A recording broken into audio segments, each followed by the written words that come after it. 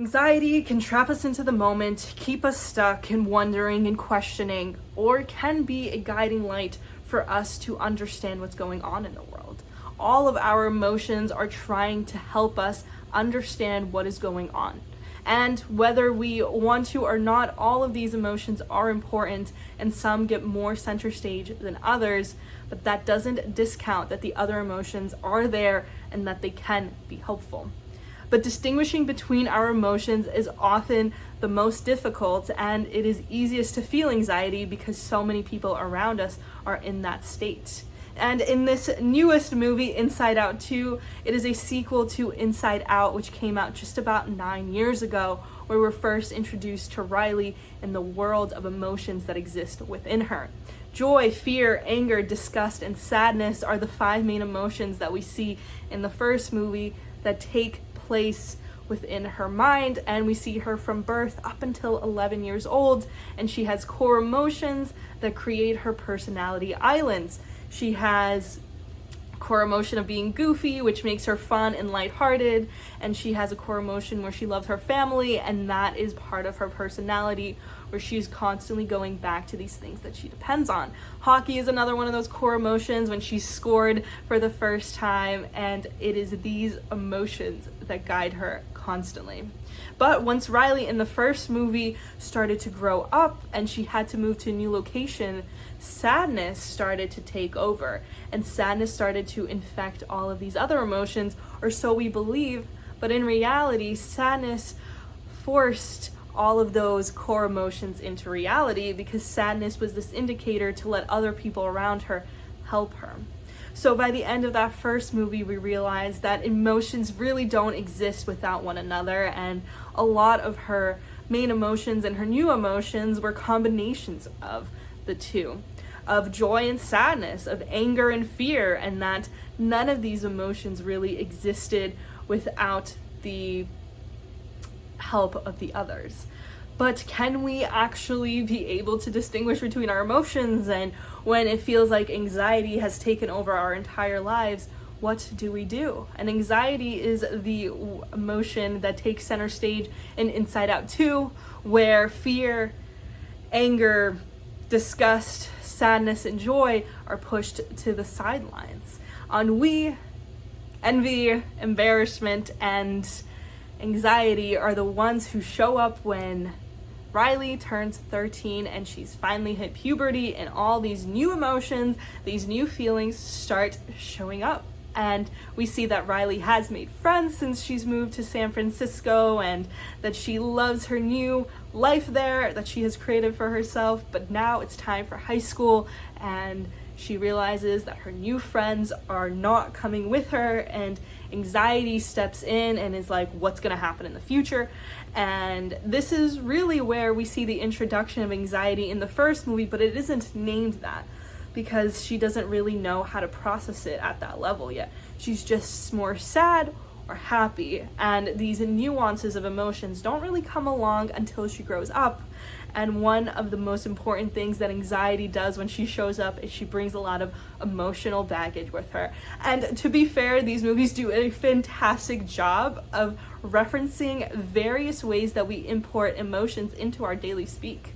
If you watch the end of Inside Out, you'll see that they have the inside world of different people's emotions, and they even go into animals' emotional worlds, and we see that fear takes up this cat's emotional world and it creates a scaredy cat, and then the idea of joy takes over a dog and he just wants to get food, and we kind of see where the idea of a dumb dog comes around. And the angry bus driver, all of the emotions look like anger.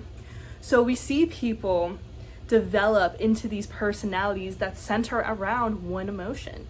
And for many of us, anxiety is that one emotion that so much of our personality is encompassing. And throughout the movie, we see anxiety take over and push all the other emotions out.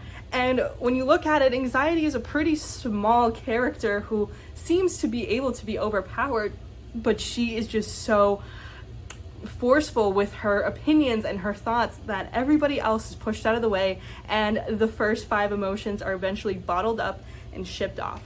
So bottling up these emotions forces anxiety to the forefront. And anxiety is looking at the world around us and is like, oh my God, who knows what's gonna happen next? Does this person like me? Am I gonna make the team? And she is asking all of these questions and trying to outmaneuver the next move that hasn't happened yet. And because of that, we see anxiety develop.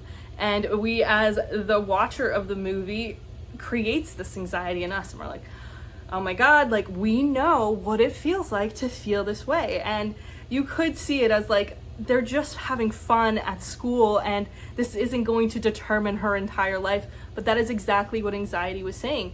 If she doesn't get on this team, she's going to be a loser and no one's ever going to speak to her again, and her family's going to hate her, and everyone around her is going to think she's awful, and she'll never make friends again if she doesn't score this one goal. And isn't that exactly how anxiety feels? Everything is happening around us and we feel scared and we feel nervous, and everyone's gonna hate us, and we're gonna lose our job and the house, and the world's gonna be taken over by aliens, and the apocalypse is gonna happen, and these scenarios don't end, and they are constantly just perpetuating this belief that everything is going wrong unless we sit there and analyze the future and the past and what's going to happen and what might happen and what didn't happen and what probably would have happened if this didn't happen the way that it did. Anxiety can take over and we have no idea how to stop it.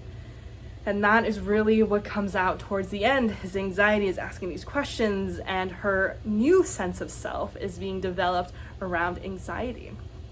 And at the very beginning, we see Joy deciding to remove certain emotions from Riley's experience and send them off into a land where they simply are just too far out of reach to be considered anymore.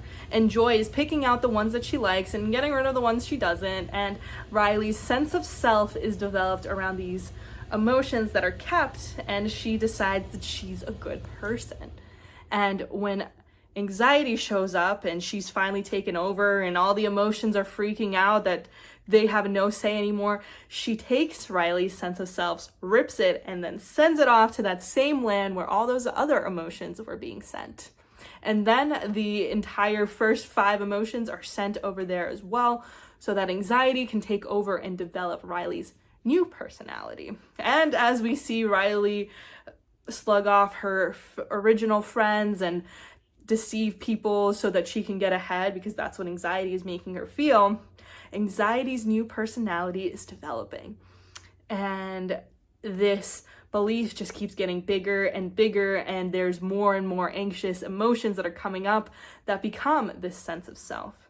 And by the end of the movie, the only way that the original emotions can get back into this world is by having a tsunami wave of these old emotions take them to the land of where the sense of self is created, and all of these emotions are put back into place. And that is really how they save Riley from this anxiety attack. Anxiety is paralyzed by fear, and she has created this swarm of disaster in Riley's mind, and Riley can't catch her breath, she can't see anything, and that really is what anxiety does to us. It blinds us from what's happening and from all the other emotions. And what they had to realize was all the emotions had to come together and provide to Riley her sense of self that way.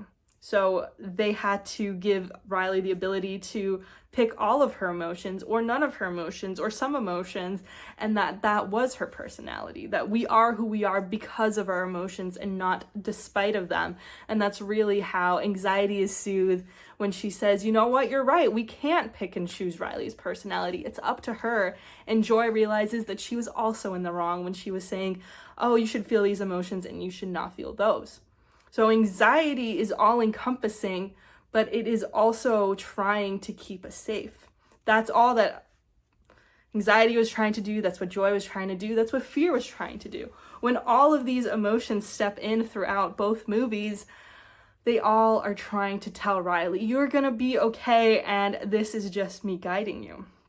So when this anxiety comes on, it is trying to protect you. It's not trying to put you in the worst place possible. It's trying to be logical without being able to follow through. So when anxiety comes on, you have to stop in the moment and realize, What is this trying to teach me? What is this trying to tell me? And if your anxiety is about getting a new job or how people are treating you, take a moment and step with that thought process and try to say, okay, so if my anxiety is constantly telling me that when I'm around this person, it's going 1,000,000 miles a minute and I can't figure out what's going on, I can't stop, I just am thinking like, well, if I don't send this text or if I do this, they're gonna hate me, they're gonna hate me. There must be some kind of indication as well that's telling you that that might be true. If you're always anxious around a certain person and you always think the worst, what makes you believe that? Because anxiety doesn't come out of nowhere, it comes out of a very real fear. And that is why fear and anxiety are so close together. It's because it stems from something that is happening in front of you. Are you seeing patterns that this person is only interested in you when you act a certain way, that they only offer you interest in your life once you have given them all this effort? Is this job actually treating you well, or are they abusing their power over you and forcing you to do a lot of work without giving you the compensation or the respect or the rewards for this kind of effort? Are you actually seeing patterns that anxiety is trying to point out to you? Anxiety, just like all of our other emotions, appear when there are certain inputs from our environment trying to tell us so. Joy exists when we are in a place of being lighthearted and enjoying the moment, and we are present with what's going on, and we don't feel pressured by everyone else around us to be a certain way. We can just relax into the moment, and that's exactly what Riley does when she's finally, through the anxiety attack, her old friends come up to her and say, hey, are you okay? And she feels at peace. And it is that peace that we are constantly looking for. And one of the things Joy says is, do you just feel less joy as you grow up? Maybe you just have more anxiety. And that may be true for a majority of us because we've simply allowed that to be true. We've let anxiety come with the emotional baggage, set up shop, and not questioned why they're there so much or what is influencing this. And if you're around people who you feel like you constantly are questioning yourself and you're wondering why they said this or what this is going to mean, you're probably not around the right people. So your anxiety is trying to guide you into a certain direction. And what direction is it going? Anxiety in and of itself isn't logical, just like the rest of the emotions themselves aren't. And you don't have to sit there and overanalyze why you feel happy or why you feel sad or why you feel anxiety, but they are trying to tell you something. When you're sad, when you are leaving your friends, there's a good reason because you enjoy being around them. If you're anxious around a certain person, are you ever enjoying your time around them? And if not, maybe this is just an indicator for you to realize, all right, well, maybe this just isn't for me. And as anxiety continues, we have to understand that whatever is happening on the inside cannot hurt us. That anxiety can't actually hurt us unless we take certain actions to enforce certain behaviors. So anxiety and all of these ridiculous scenarios can't hurt us, except for when we either follow through or don't follow through with them. So when you are thinking about, oh my God, like, I just can't deal with this person anymore, or I can't get up for work, like I'm too anxious, like I can't do this. It is not that feeling in and of itself that's going to hurt you. It is most likely avoiding that feeling that will. And avoiding any of your emotions is going to make them worse.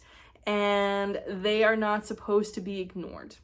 That is why every single one of her memories is colored by an emotion. Every memory you have has an emotion attached to it, and which emotions are coming up more for you. Are there certain ones that seem to be more prevalent during different times of your life? And you can sit with those emotions and look at it and be like, you know what, like being around this type of person doesn't make me feel good. And when they left my life, I actually was able to experience situations that I enjoyed and that I wanted to be in. So where did your emotions lead you before? And Can you actually understand why they're doing that? Your inside world is going to project to the outside what's going on, but the outside is also going to project back in. And how we feel on the inside is what we're going to find on the outside. When anger shows up in the movie and he's mad at the other hockey players, or he's mad at the dog, or he's mad at everyone, that emotion can guide us very easily and will show us different things to be mad about. And all of those emotions embody their main emotion all the time.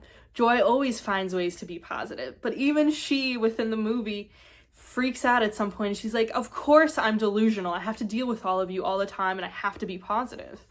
And it is really important to see that as well, that joy can sometimes be at an expense of us just faking it, and that isn't helpful either. And when in the first movie, joy and sadness are sent away to another part of Riley's brain, they realize that anger, fear, and disgust trying to parade as joy just doesn't work. When we have certain emotions that need to be felt and we're pretending that they don't exist, it just makes those emotions worse at being those emotions. When we're angry and we think like, well, we should be over this shouldn't be a problem anymore, it is because we are looking at our emotions as being good or bad, and they're all just trying to be there for us, and that anything that's happening on the inside of you isn't trying to hurt you, it's trying to protect you.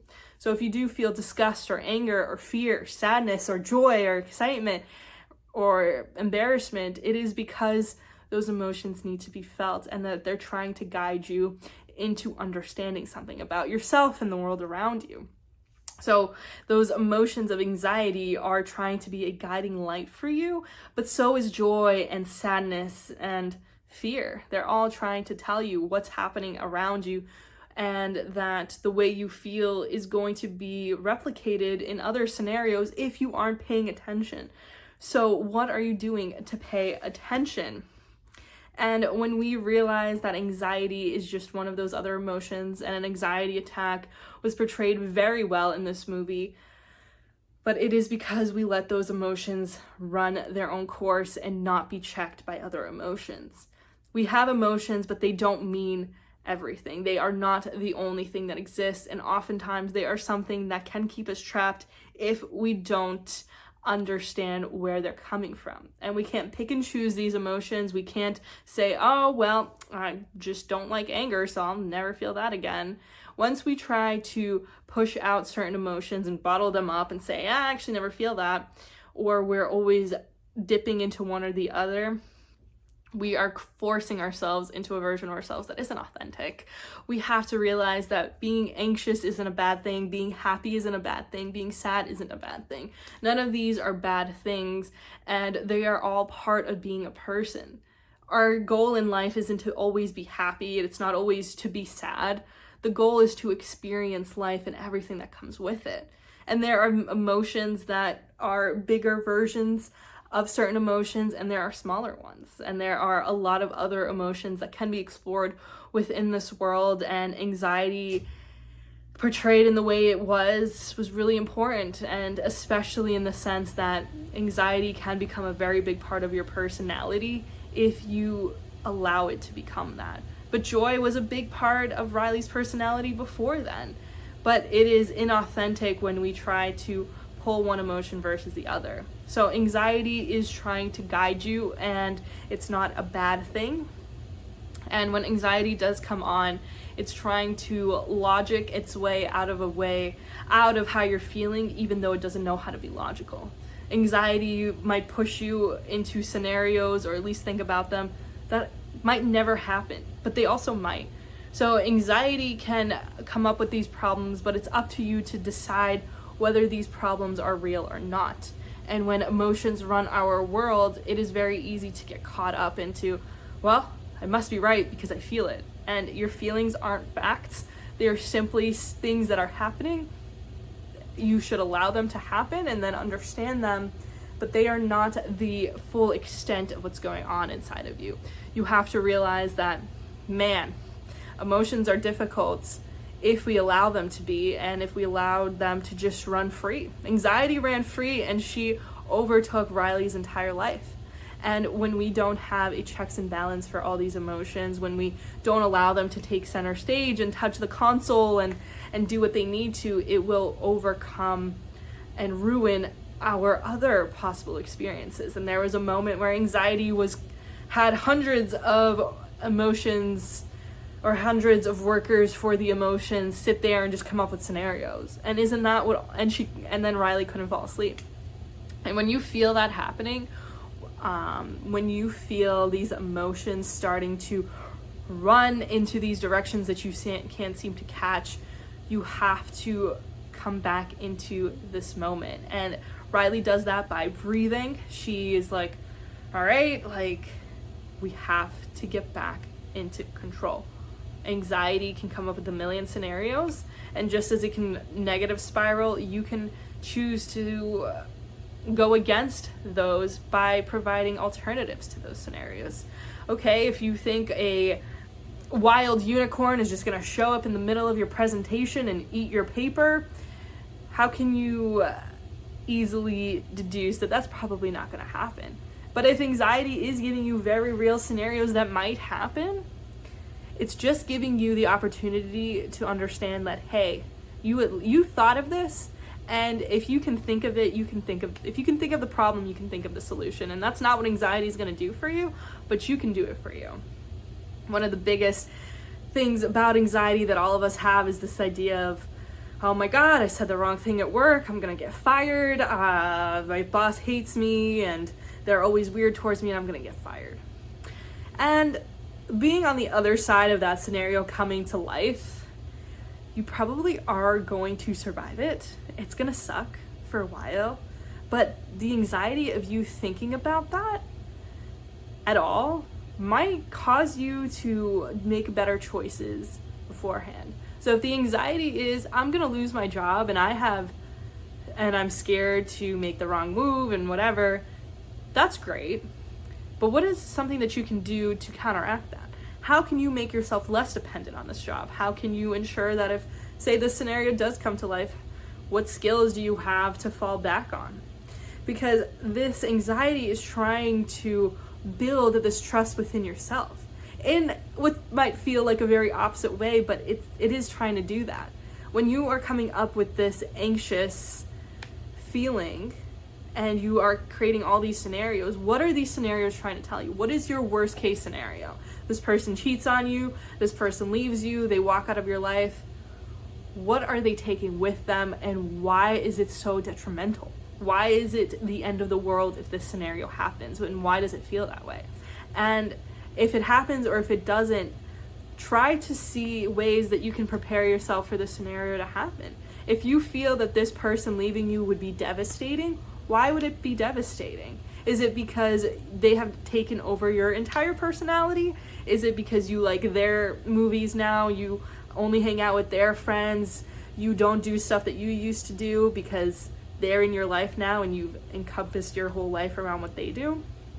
Take your power back. And that is really what all of these emotions are trying to say, is we are on your side. Your emotions are on your side. And that is what every movie ended with, was we love Riley, and all of the emotions said that. All of your emotions are telling you that they love you and that they care for you and that they're trying to protect you. From anxiety to envy to ennui, all of them are trying to protect you in certain ways.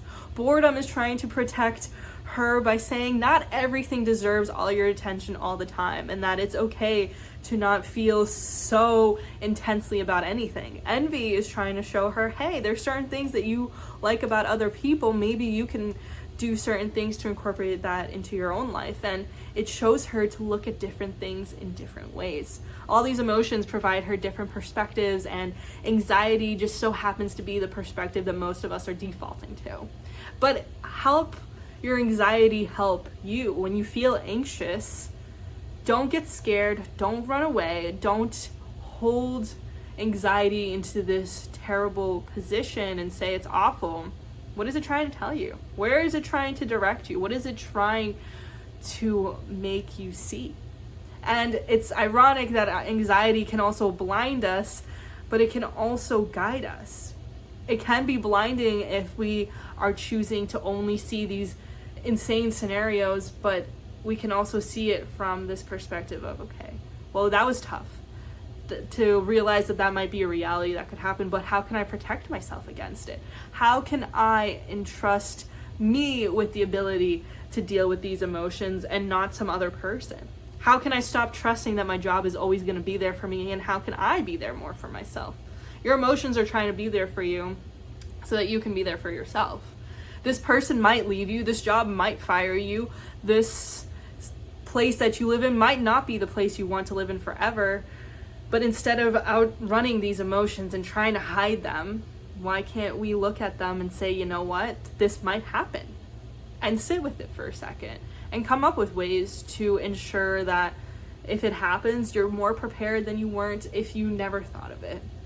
Be grateful that you have these emotions that are trying to tell you what's going on. And when we ignore them for far too long, it is when these dark emotions set in over that. We've ignored all these other emotions, so why would they keep doing this work for us? And there was a lot of therapists that helped create Inside Out, and they did a great job at guiding the storyline and making sure that the facts that they shared were legitimate. And of course, anxiety and sadness and joy, these are all emotions that come in and out, and that is the idea.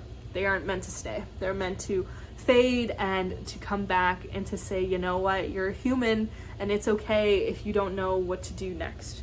It's okay if what happens next isn't what you wanted. We thought about it, and we're here for you. That's what your emotions are doing, and that's what the people in your life should be doing as well. And if they're not, maybe that anxiety you feel around them is just an indication for you to say, you know what, maybe this isn't for me anymore. So, have you watched Inside Out too? Are you gonna watch it? What emotions do you feel take center stage far more, and how can you help them help you? Hope to see you all soon. Have a great day.